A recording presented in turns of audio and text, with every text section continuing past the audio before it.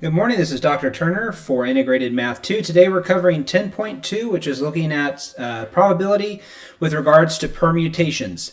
Now, permutations we're going to be using in 10.2, and then in 10.3 we're going to be looking at what are known as combinations. While we have a tendency to hear these words at the same time, they do mean different things. The easiest way to distinguish between the two is that in permutations we don't in permutations, we care about the order, whereas in combinations, we don't care about the order. So we'll see how that affects our formula and how we calculate these. But let's go ahead and get started. So with permutations, the easiest way to describe it is, let's say I had 3 blocks. And take some basic little kid blocks here. I have block A, I have block B, and I have block C. So if I were to put these blocks in a row, a permutation is basically asking, well, how many ways can I do that? How many ways can I order blocks A, B, and C? So if you think about it, and this is a small enough example where you can do it, either by just figuring it out or working it out. But I could do A, B, and then C. I could do A, C, and then B. Or maybe I do B first. I could do B, then A, then C. Or B, then C, then A. Or I could start out with C and go C, A, B. Or I could go C, B, A. Which gives me a total of 6 ways of ordering these blocks. Now again, because I only had 3 blocks, that was easy enough to just kind of figure out and deduce on my own. But if I had, let's say, all the blocks of the alphabet, well, then how many combinations are possible? How many ways can I organize that? That becomes a little bit trickier. So we want to think about this mathematically so that we can come up with a formula so that if we do have, let's say, all the blocks, we don't have to sit here and try to work out all the ways of ordering those. Okay? So if you think about it, when we first start out, I have 3 possibilities, right? My first block can be either A or B or C.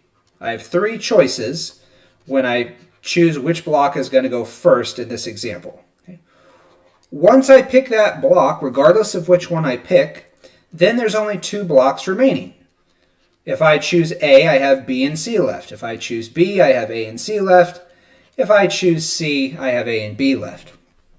And then, once I choose that last block, there's only 1 block left. So no matter which way I choose, at the end, there's only going to be 1 block left to put in its place. Okay?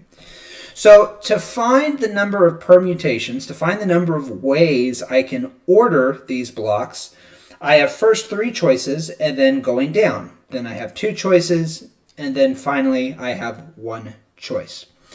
This operation of starting out with an integer and multiplying it by every subsequent integer going down to 1 is what's known as a factorial. The notation for this is given as an exclamation point. So 3, read factorial, is saying to multiply by 3 times 2 times 1. And so this will give me the number of ways that I can order 3 things. Okay. Factorial is an operation that's available on your calculator. Typically, either you're going to have a stat button, and it'll vary based on your calculator. Message me if you need help identifying how to do that. Or sometimes you might have a button that reads NCR. It really just depends on the calculator. But if you hit that button or second and then that button, eventually you'll find that factorial. Now, 3 is simple enough that you could just do 3 times 2 times 1. But again, if you had the entire alphabet of blocks, 26 times 25 times 24, even with a calculator, it's going to take you a while to compute that. Okay. So you do have a couple questions on your assignment that are simply asking you to be able to do that. What is 5 factorial? 5 factorial, evaluate that.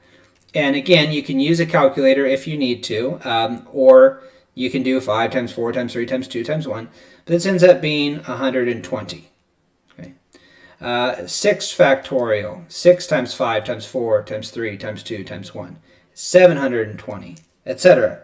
So as you can see, just with, if I had blocks A through F, that would give me 720 different ways that I could order those 6 blocks. So yeah, if I had 26, that's going to be a huge number. And on most scientific calculators, that's going to go beyond the 8 or 10 digits that I have in the window. So it's going to spit out something that's in scientific notation. Okay.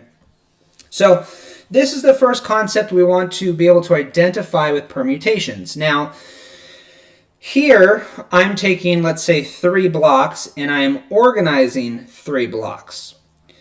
So then the question becomes, okay, let's continue on with this block example. Well, what if I had, let's say, 5 blocks? So we'll clear some space here. Let's say I had 5 blocks. Call it A through E.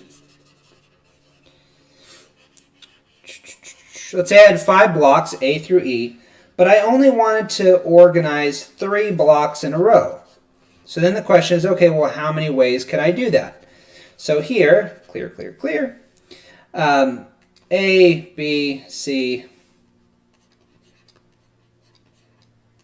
D, and E. If I only want to pick 3 blocks, how many ways could I organize that? And we could go through how we do that, but once again, the first time I choose a block, I have 5 choices. The second time I choose a block, I have 4 choices. The third time I choose a block, I have 3 choices. So going from 5 to 4 to 3, and I can multiply these out. That ends up being 60. So there are 60 ways to choose 3 blocks out of 5 and put them in a specific order. Now, that kind of looks like what we just did with factorials, right? But it's just a partial factorial. So when we want to choose a partial group out of our set, we are going to use what's known as our permutation formula. So it's kind of like doing a factorial, but a partial factorial, which we'll see here with a few more examples in just a second. Okay.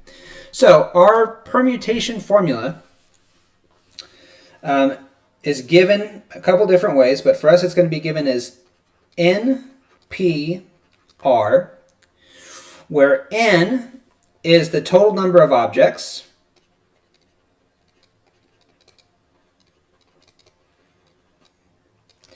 and R is the total number of objects chosen.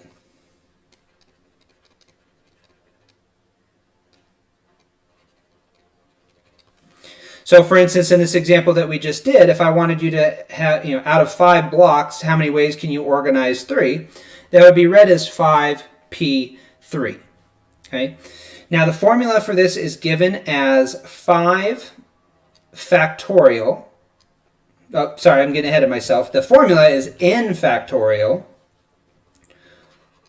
over n minus r factorial. Now, because we're doing this online, you guys are more than likely using a calculator, which I understand.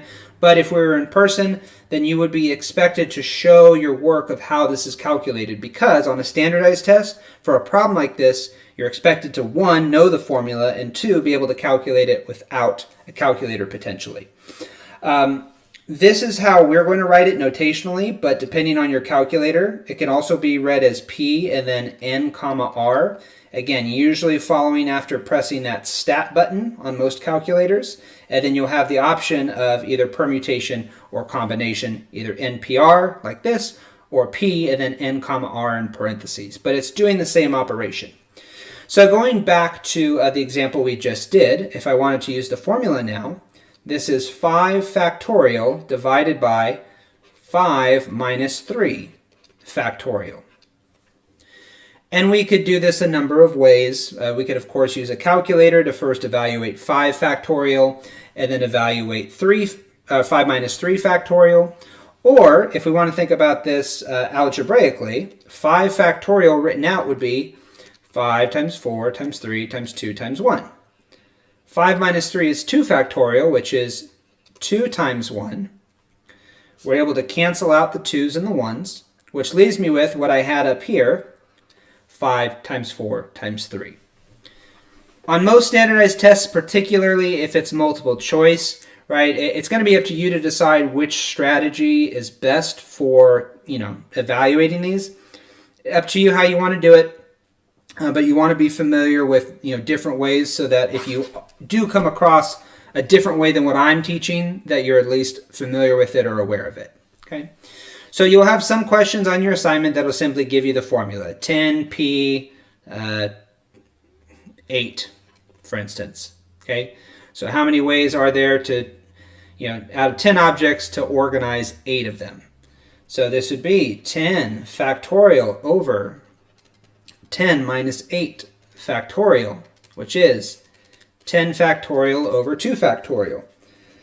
Algebraically, that's 10 times 9 times 8, going all the way down to 3. Okay. If you're using a calculator, then of course, you can, let's say if I was using my scientific calculator here, I could do 10 times 9 all the way down to 3, which gives me 1,814,400. Or, and I'm just using the PC calculator here, so it doesn't have quite everything.